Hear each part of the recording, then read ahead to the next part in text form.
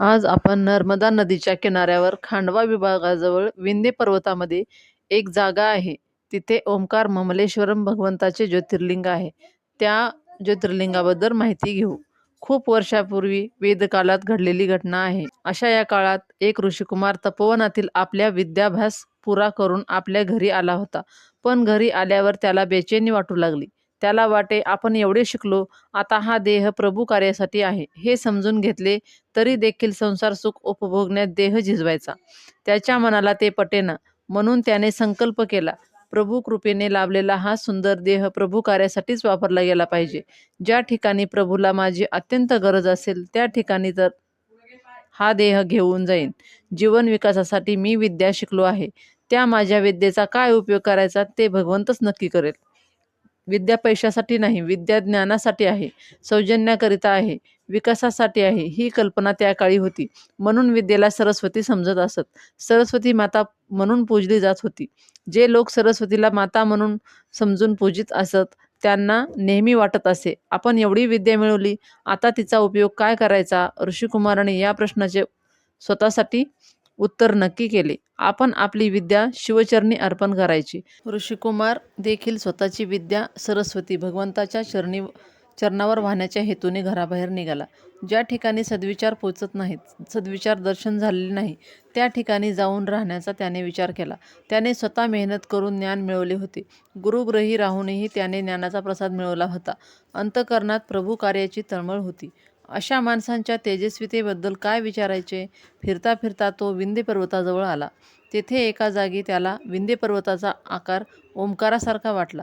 ज्या प्रणवची उपासना करून निर्गुण निराकार चैतन्याची अनुभूती येते, त्या ओंकाराच्या आकाराचा पर्वत पाहून त्याची दृष्टी त्या आकारावर स्थिर झाली. त्याला वाटले, या रचनेत भगवंताचा काही विशेष हेतू असला पाहिजे. ते स्थळ अतिशय मनोहर होते, रमणीय होते. खळखळ वाहणारी नर्मदा नदी तिथे होती व दृष्टीसमोर ओंकाराचा विंध्य पर्वत होता. आज देखील या जागी उभे राहिले असता भगवंताच्या डोंगराचा ओंकाराचा आकार नजरेत भरतो. निसर्गाचा आनंद लुटण्यासाठी त्या ऋषिकुमाराने तेथे 4 दिवस मुक्काम केला. तेथे पर्वतीय लोकांची वस्ती होते. जसे नगरात राहणारे आम्ही नागरिक, तसे पर्वतात राहणारे पर्वतीय. एक दिवस सकाळी नर्मदेच्या पवित्र पाण्यात ऋषिकुमार स्नान करीत असता एक चलाक पर्वतीय मुलगा गुरे हाकीत हाकीत तेथे आला. या तेजपुंज ऋषिकुमाराला आंघोळ करीत असलेला पाहून त्याला आश्चर्य वाटले. त्यांनी बालिशपणे ऋषिकुमाराला विचारले, तुम्ही हे काय करता. मी स्नान करतोय, ऋषिकुमार म्हणाला. नेहमीप्रमाणे आजही स्नान करीत आहे. तुम्ही रोजच्या रोज स्नान करता. हो, स्नान तर रोज झालेच पाहिजे, ऋषिकुमार म्हणाले. आम्ही नाही रोज करत. ही रोजची कटकट कोण करणार. पाऊस पडतो तेव्हा एकदा भिजावे म्हणजे झाले स्नान. तुम्ही हे नदीच्या पाण्यात उतरून काय करीत आहात. त्या अबूध बालकाला स्नान म्हणजे काय हे माहीत नव्हते. ऋषिकुमार जेव्हा भोजन बनवायला बसला त्यावेळी त्या पर्वतीय बालकाने विचारले, तुम्ही हे काय करता. हा अग्नी कशासाठी पेटवला. जेवण बनवण्यासाठी आधी रांधणार मग जेवणार, असे ऋषिकुमार म्हणाला. खाण्यासाठी इतका खटाटोप करावा लागतो, त्याशिवाय भोजन कसे मिळेल. आम्ही नाही हा खटाटोप करत. या बाणाने आम्ही एखादे श्वापद मारतो व दोन्ही हातांनी टरकन फाडून त्याला खायला सुरुवात करतो. बोलता बोलता त्यांनी आपला बाण दाखवला. ज्यावेळी माणसाने मांसाहार सोडून वनस्पत्याहार स्वीकारला त्या काळाचा अभ्यास करणे आवश्यक आहे. ज्यांना संस्कृतीची पुनरुत्थानाचा विचार करायचा आहे त्यांनी या अभ्यासात कुचराई करून चालणार नाही.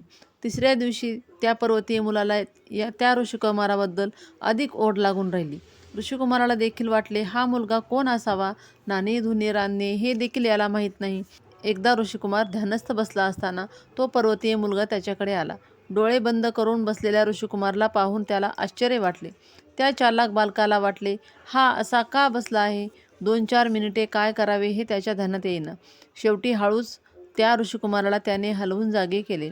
तो जंगली मुलगा, त्याला नागरी संस्काराची काय माहिती. तो एवढेच समजत होता, हा आपला मित्र आहे. त्याला ती समज नव्हती. या ऋषिकुमाराच्या मैत्रीसाठी किती मोठी योग्यता पाहिजे व केवढी मोठी तेजस्वी बुद्धी व विद्या पाहिजे. त्याला एकच माहीत होते, जो उत्तम रीतीने धनुष्य वापरतो व अचूक नेमबाजी करतो तो अधिक मोठा. हा वेडा माणूस बैठक करून मारून बसतो पण त्याला धनुष्य काही पकडता येत नाही. धनुष्य हातात कसे धरावे हे मलाच शिकवावे लागणार आहे. पर्वतीय मुलाने हलवल्यानंतर चमकून ऋषिकुमार जागृत झाला. त्याने डोळे उघडले. तो पर्वतीय मुलगा त्याच्याकडे कुतूहलाने पाहत होता. ही काय झोपण्याची रीत? तुम्ही रोज असेच बसून झोपता का? त्या पर्वतीय मुलाने त्याला विचारले. ऋषिकुमाराला तो प्रश्न अनाहूत वाटला व आश्चर्यही वाटले. अशा रीतीने झोपण्यापेक्षा आडवे पडून झोपाल तर तुम्हाला अधिक चांगली झोप येईल. प्रयोग करून तर बघा. तो बालक ऋषिकुमाराला झोपेचे तत्त्वज्ञान समजू लागला. त्या बालकाची निष्पापता पाहून ऋषिकुमाराला नवल वाटले. त्याने प्रेमाने त्या बालकाला जवळ बोलावले व म्हटले, मी झोपेत नव्हतो. मग डोळे मिटून काय करत होता? त्या पर्वतीय बालकाला समाधी संप्रज्ञात व असंतर्ज्ञात हे सारे माहीत नव्हते. म्हणून ऋषिकुमाराने म्हटले, मी भगवंताचे चिंतन करीत होतो. कोण भगवंत? डोळे मिटून त्याचा विचार कशासाठी करायचा? तुझ्या वडिलांनी भगवंत कोण ते तुला समजावले नाही? वडील म्हणजे? ते पर्वतीय लोक टोळ्या बनवून राहत असल्यामुळे त्यांच्यात कुटुंब संस्था नव्हती. त्यामुळे वडील शब्द त्या बालकाला नवा वाटला.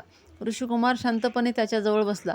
त्याला वाटले, या निष्पाप बालकाला हळूहळू या सर्व गोष्टी समजावल्या पाहिजेत. त्यासाठी त्याने विचारले, तुम्ही इथे किती लोक आहात? शेकडो. ऋषिकुमाराला वाटले, हा मानव देहधारी आहे, पण मानव जीवन कसे जगायचे ते त्याला माहीत नाही. भगवंताची अतिउत्कृष्ट कलाकृती म्हणजे मानव शरीर. अशी ही महान कलाकृती मूर्ख व बोथट जीवन जगत आहेत. ऋषिकुमार म्हणाला, तुम्ही पर्वतीय मुलामध्ये मला यायचे आहे. बालक म्हणाला, ते कसे शक्य आहे? तुमची राहणी वेगळी, आमची राहणी वेगळी. भगवंताची लीलाच अजब आहे. कोणाचे मन कोणावर केव्हा बसते हे कठीण सांगणे. त्यातही महापुरुषांचे मन काही वेगळेच. चटकन त्याची नजर कोणावर स्थिर होईल ते सांगता यायचे नाही. ऋषिकुमार त्या निष्पाप बालकाला म्हणाला, तू आज माझ्याबरोबर भोजन कर. जेवता जेवता तो बालक म्हणाला, तुमचे खाणे मला खूपच चांगले लागते. असले जेवण आम्ही कधीच जेवत नाही. ऋषिकुमाराने मनातल्या मनात निश्चय केला, मग हीच माझी कर्मभूमी. नर्मदा माईला नमस्कार केला व म्हटले, हा अचल व आढळ विंध्य पर्वत उभा आहे. नजरेसमोर भगवंताने निर्माण केलेला पर्वताचा ओंकार आहे. वात्सल्याने व प्रेमानं भरलेली तुझी मांडी आहे. आई, हीच जागा माझ्यासाठी योग्य आहे. तो त्या बालकाला घेऊन पर्वतीय वस्तीत आला. नरमांस भक्षण करणाऱ्या लोकांमध्ये त्यांनी स्वतःचा कर्मयोग सुरू केला. जुन्या काळी नरमांसभक्षी लोकात या ऋषींनी संस्कृती पोचवली होती. तिथे वेद घेऊन गेले होते. केवढे प्रचंड कार्य केले असेल? या लोकांमध्ये कसे काय केले असेल? हा विचार डोक्यात येताच बुद्धी चालतच नाही. त्यांच्या ध्येयनिष्ठेला व तत्वनिष्ठेला नमस्कार केला पाहिजे. ज्या ठिकाणी माणूस माणसाला खातो, जिथे माणसाच्या जीवनाला किंमत नाही, श्वापद खायला मिळाले नाही तर पोराला कापून खातात, जिथे कुटुंब व्यवस्था नाही, समाजाबद्दलची कल्पना नाही, मेल्यावर काय होणार याचा विचार नाही, जिथे काय खायचे व कसे खायचे ते कळत नाही, अशा पूर्णतः जंगली समाजात हा ऋषिकुमार गेला होता. त्याने तिथे जाऊन काय काय केले व कसे केले या सर्वांचा इथे उल्लेख करणे कठीण आहे. पण एवढे निश्चित की त्याने काही यक्षिणीची कांडी फिरवली नव्हती. मानवी जीवन एका क्षणात काही बदललेले नव्हते. त्यासाठी फार मोठा पुरुषार्थ व कल्पनातीत तप करावे लागले होते. एकटा ऋषिकुमार, पण त्याने या जंगली लोकात भाव उभा केला, त्यांना नवे जीवन दिले. असे परिश्रम करता करता, तपश्चर्या करता करता त्याने अतिशय गौरवास्पद स्थान प्राप्त केले. भारताच्या सांस्कृतिक इतिहासात त्याला अतिशय महत्त्वाचे स्थान आहे. त्याच्या नावाचा आकाशात तारा आहे. त्याच्याजवळ सागर पिऊन टाकण्या एवढी शक्ती होती. हा तोच ऋषिकुमार. त्याचे नाव अगस्ती. आपणास माहीत असलेला अगस्ती ऋषी, तो हाच. अग म्हणजे पर्वत व पर्वतात वास्तव्य करून राहणारा तो अगस्ती. या पर्वतीय लोकात अगस्ती राहिला. तो स्वतः स्नान संध्या करी, पाठपूजा करी, लोकांना प्रेमाने जवळ बोलावी, बांधवांना बोलावी, भगिनींना बोलावी, त्यांना जीवन समजावून सांगे, जीवनाचे महत्त्व सांगे, कुटुंबसंस्था समजावून देई व मग म्हणे, तू दुसऱ्याची स्त्री पळवू नकोस. तू दुसऱ्याची स्त्री पळवलीस तर लोक तुझी स्त्री पळवतील, समाजात अव्यवस्था नांदेल. परंतु अगस्ती ऋषींनी या लोकांना समजावले, तुम्ही पती पत्नी अलग अलग असलात तरी एक आहात. अद्वैताचा जीवन सिद्धांत जीवनात आणायला समजावले. जंगली लोकात कुटुंबसंस्था निर्माण केली. किती कष्ट उपसले असतील. त्याने जे केले ते नमस्कारार्ह आहे. तरुणांनी त्यांचे चरण धरले. या जंगली समाजात अगस्तीने अजोड संघबळ निर्माण केले. त्या लोकांना अगस्तींनी भगवंताबद्दलची कल्पना दिली. त्यांना समजावले, तुम्ही ज्या प्रकारचे जीवन जगत आहात त्यात सौख्य नाही, आनंद नाही. तुम्ही कुटुंब बनवून राहा, कुटुंब व्यवस्था उभी कराल तर आनंद मिळेल. व ती कुटुंब व्यवस्था टिकण्यासाठी, स्थिर करण्यासाठी सामाजिक व्यवस्था समजावली. सुखी व आनंदित जीवन जगण्यासाठी त्याने सगळी जीवनव्यवस्था समजावली. अगस्तीने विंध्य पर्वतात तप केले. विंध्य पर्वतातील लोकांना सुधारले. त्या लोकांना वैयक्तिक समज फुलू लागला. प्रत्येकात असलेली अलग कला त्याने फुलवली. प्रत्येक अगस्ती ऋषीजवळ जाई व विचारी, मी काय काम करू? ऋषी त्यांना म्हणत, तू चांगला सुतार होशील, तू सुतारी कर. कोणाला म्हणत, तू कलाकार बनशील, तू कलेची उपासना कर. व हळूहळू अगस्ती ऋषींनी त्या लोकांना वर्णव्यवस्था समजावली. कुठल्याही प्रकारचा संकोच राखल्याशिवाय अगस्ती त्या लोकांमध्ये मिसळून गेले, त्यांना आपलेसे केले आणि ते लोक देखील अगस्तीचा पडलेला शब्द झेलू लागले. कसल्याही प्रकारची चर्चा न करता सर्व कामे होऊ लागली. पर्वतीय लोकांचे अद्भुत प्रेम त्यांनी संपादन केले. त्यांना शेती करायला शिकवली, कलेची उपासना शिकवली आणि विंध्य पर्वताच्या आजूबाजूचा प्रदेश सुखी व समृद्ध यांनी फुलून उठला. त्यांनी तेथे संस्कृती उभी केली. कसे पेरावे, शेती कशी करावी, कलाकुसरीचे धंदे कसे वाढवावेत, प्रत्येक गोष्ट अगस्ती या लोकांना समजावू लागले. त्यांच्यात अजोड संघबळ निर्माण केले. संघावर अगस्तीची सतत दृष्टी असल्यामुळे ते संघबळ अभेद्य राहिले. आज सुद्धा आकाशातून अगस्तींचा तारा डोकावून पाहत आहे. लोक संघ बनवून आहेत किंवा नाहीत, तो आपल्याला समजावित आहे. संघबळ असेल तरच सुख समृद्धी टिकेल. आकाशातील खूप ताऱ्यांची नावे ऋषींच्या नावावरून पडलेली आहेत. त्यांची सतत आपल्यावर दृष्टी आहे. त्यांच्याकडे पाहून आपण जीवन विकास साधावा अशी त्या दृष्टीत भावना आहे. पण आपल्याला ऋषींची नावेच माहीत नाहीत. मग त्यांची दृष्टी आपल्यावर काय आहे हे भान आपल्याला कोठून येणार? आपण एखाद्या दिवशी हरामखोरी करायला निघालो तर आपल्याला असे वाटले पाहिजे, वशिष्ठांच्या ताऱ्याची नजर माझ्याकडे आहे, अगस्ती मलाच पाहत बसले आहेत. आकाशातले हे तारे त्यांना दिलेली ऋषींची नावे आपल्याला माहीतच नाहीत. त्यामुळे आपले जीवन बेलगाम स्वच्छंदी झालेले आहे. अगस्तीने पर्वतीय लोकात प्रचंड कार्य केले. किती वर्ष त्यांनी भगीरथ प्रयत्न केला, त्यांचा अंदाज घेणे कठीण आहे. त्यांनी लोकांना समजावून सांगितले, शक्ती, बुद्धी व कर्तृत्व योग्य रीतीने कामाला लावले तर सुख समृद्धी जरूर लाभेल. पर्वतीय लोक सुखी झाले, आनंदी झाले. घराघरात सुख व समृद्धी नांदू लागली. अगस्तीने एक विशिष्ट जीवन परंपरा निर्माण केली. ही विशिष्ट विचारधारा उभी करण्यासाठी त्याला किती वर्षे लागली असतील याचे ऐतिहासिक संशोधन केले पाहिजे. परंतु एवढे निश्चित की हा प्रदेश सुखी व समृद्ध करण्यासाठी खूप वर्षे त्याला तप करावे लागले. सुख व समृद्धी आली म्हणजे भक्तीवरची पकड ढिली होते. अगस्तीने भक्तीच्या पायावर समजावलेले तत्त्वज्ञान हळूहळू अज्ञात होऊ लागले. पुढे तत्त्वज्ञान भक्तीच्या पायावर उभे न राहता समृद्धीच्या पायावर उभे राहिले. त्यामुळे या पर्वतीय लोकात आम्ही समृद्ध आहोत, वैभवशाली आहोत, सुखी आहोत अशा प्रकारचा अहंकार निर्माण झाला. एक काळ असा होता, हे सारे लोक जंगली होते, पशुतुल्य जीवन जगत होते. तेथे सभ्यता व संस्कृती निर्माण झाली. लोक श्रद्धावान बनले. अगस्तीच्या शब्दाला किंमत आली. अगस्ती हा लोक सोडून गेले तरी देखील आकाशातला अगस्तीचा तारा त्याचे डोळे आपल्याला सतत पाहत आहेत अशी त्यांची समजूत होती. परंतु त्या लोकातील भक्ती कमी झाली व हळूहळू समृद्धी हेच सर्वस्व समजू लागले. या भूमीत अगस्तीने तपश्चर्या केली होती. स्वतःचे कर्तृत्व कसल्याही प्रकारचा स्वार्थ न ठेवता व जंगली समाज भगवंतमय बनावा, सुखी बनावा यासाठी वापरले होते. याचा परिणाम म्हणून एक सुंदर समृद्ध अजोड संघबळाची प्रज्ञा निर्माण झाली. परंतु या समाजात हळूहळू भक्तीची दृष्टी लुप्तप्राय झाली. म्हणून देवर्षी नारदांना वाटले, हे सारे फुकट जात आहे. अगस्तीचे परिश्रम वाया चालले आहेत. आपण या लोकांना समजवले पाहिजे. नारदांचे अगस्तीवर प्रेम होते व ते स्वाभाविक आहे. ऋषी व आचार्य यांचे नेहमीच एकमेकावर प्रेम राहिले आहे. यांचा कुठलाच दिवशी मतभेद नाही. पण मागावून झालेले आचार्य हातात काठी घेऊन उभे राहिले व सांगू लागले, आम्ही वल्लभाचार्याचे अनुयायी आहोत. आम्ही शंकराचार्य मानत नाहीत. तर दुसरे म्हणतात, आम्ही शंकराचार्यवादी आहोत, वल्लभाचार्य मानत नाही. हे ऐकून वल्लभाचार्य व शंकराचार्य वगैरे आचार्यांना काय वाटत असेल, त्यांच्या हृदयाला काय वेदना होत असतील.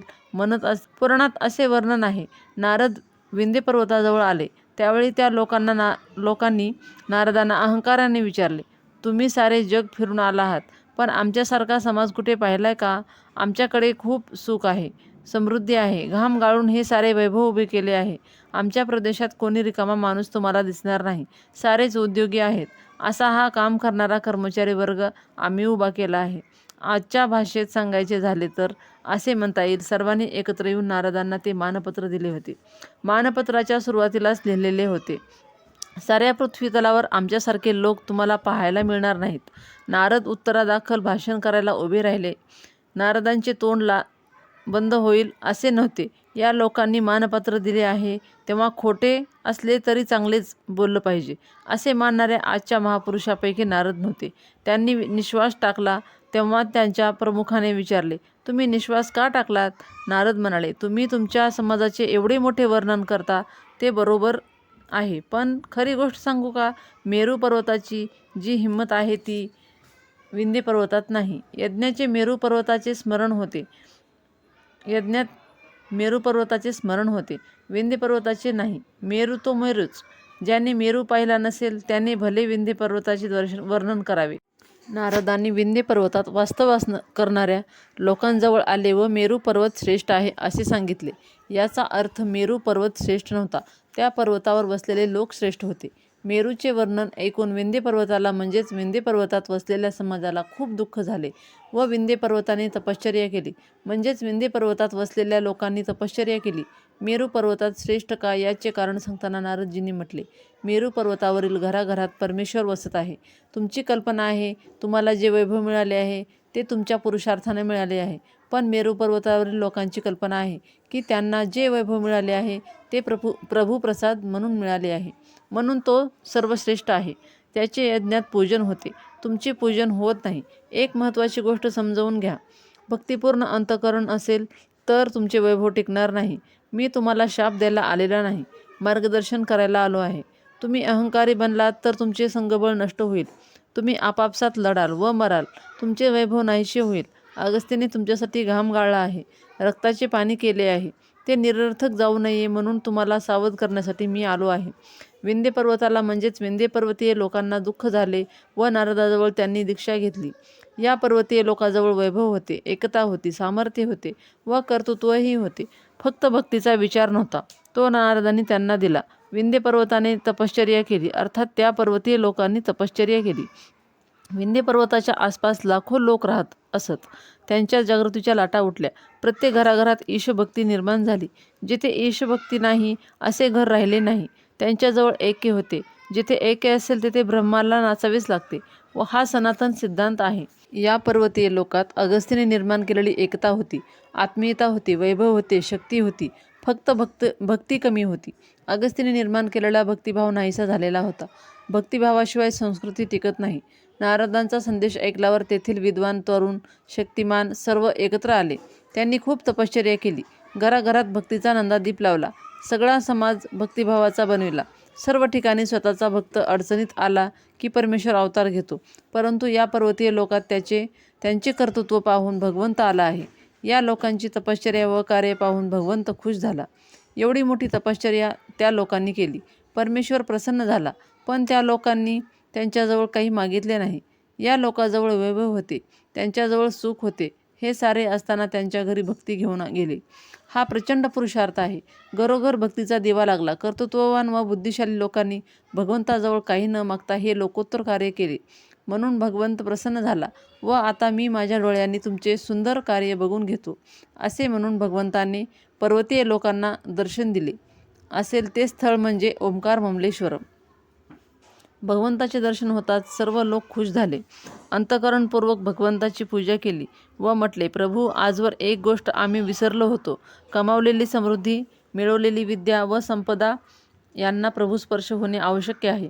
आज आम्ही समजलो, हा सारा प्रभूचा प्रसाद आहे, प्रभूने दिलेली संपदा आहे, प्रभूमुळे ही कीर्ती आहे. प्रभुस्पर्शाने पवित्र बनलेले हे वैभव आहे. आमच्या जीवनाला प्रभुस्पर्श आहे असे आम्हाला सतत वाटत आहे. या पर्वतीय लोकांच्या मागणीत आगळी भव्यता होती. विपत्तीने वापल्यानंतरची त्यांची भक्ती नव्हती. त्यांची भक्ती काही वेगळीच प्रकारची होती.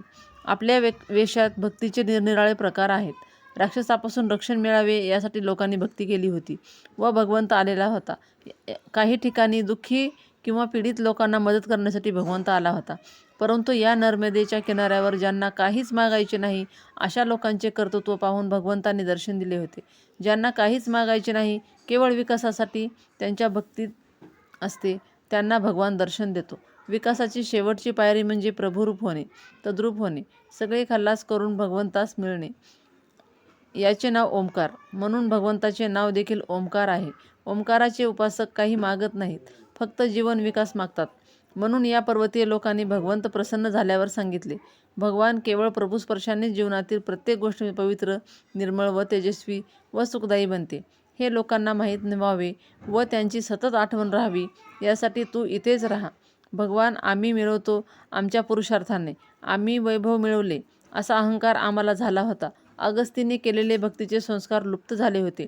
नारदांनी येऊन आमचा हा अहंकार काढून टाकला. भगवान, जोपर्यंत तू इथे राहशील तोपर्यंत जे मिळते ते प्रभुस्पर्शानेच मिळते. हा विचार आमच्यातून अथवा आमच्या पुढील पिढ्यातून लुप्त होणार नाही. म्हणून भगवंत, तुला नम्र प्रार्थना आहे, तू इथे स्थिर राहा. स्वतःच्या कर्तृत्वशाली मुलांची मागणी मान्य केली. भगवंत तेथे राहिला. त्याच ठिकाणाला ओंकार अमलेश्वर असे म्हणतात. व्हिडिओ आवडला तर लाईक करा, शेअर करा, सबस्क्राईब करा. धन्यवाद.